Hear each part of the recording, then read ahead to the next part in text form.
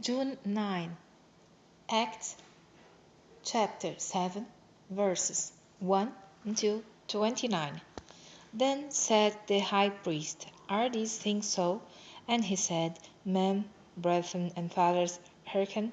The God of glory appeared unto our father Abraham when he was in Mesopotamia, before he dwelt in Haran, and said unto him, Get thee out of thy country and from thy kindred, and come into the land which I shall show thee. Then came he out of the land of the Chaldeans, and dwelt in Haran.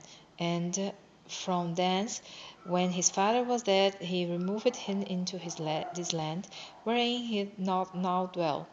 And he gave him no inheritance in it, not so much as to set his foot on. Yet he promised that he would give it to him for a possession, and to his seed after him, when as yet he had no child. And God spake on this wise, that his seed should sojourn in a strange land, and that they should bring them into bondage, and entreat them evil for 400 years. And the nation to whom they shall be in bondage will I judge, said God, and after that shall they come forth and serve me in this place. And he gave him the covenant of circumcision. And so Abraham begat Isaac, and circumcised him the 8th day. And Isaac begat Jacob, and Jacob begat the 12 patriarchs. And the patriarchs moved with envy, sold Joseph into Egypt. But God was with him, and delivered him out of all his afflictions, and gave him favor and wisdom in the sight of Pharaoh king of Egypt. And he made him governor over Egypt and all his house. Now there came a dearth over all the land of Egypt and Canaan, and great affliction, and our fathers found no sustenance. But when Jacob heard that there was corn in Egypt, he sent out our fathers first. And at the second time Joseph was made known to his brethren, and Joseph's kindred was made known unto Pharaoh. Then sent Joseph and called his father Jacob to him, and all his kindred threescore and 15 souls.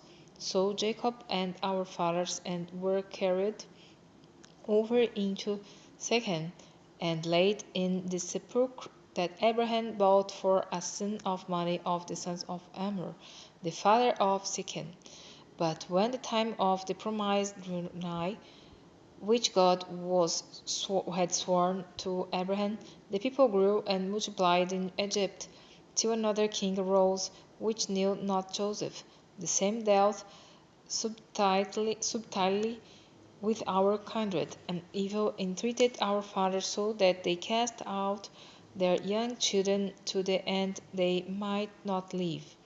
In which time Moses was born, and was exceeding fair, and nourished up in his father's house 3 months. And when he was cast out, Pharaoh's daughter took him up and nourished him for her own son. And Moses was learned in all the wisdom of the Egyptians, and was mighty in words and in deeds. And when he was full 40 years old, it came into his heart to visit his brethren and children of Israel, and seeing one of them suffer wrong, he defended him and avenged him that was oppressed, and smote the Egyptian. For he supposed his brethren would have understood how that God by his hand would deliver them. But they understood not. And the next day he showed himself unto them as they strove, and would have set them at one again, saying, Sirs, you are brethren, why do you wrong one to another? But he that did his neighbor wrong thrust him away, saying, Who made thee a ruler and a judge over us? What, do kill me as thou didst the Egyptian yesterday? Then fled Moses at the saying, and was a stranger in the land of Midian, where he begat 2 sons.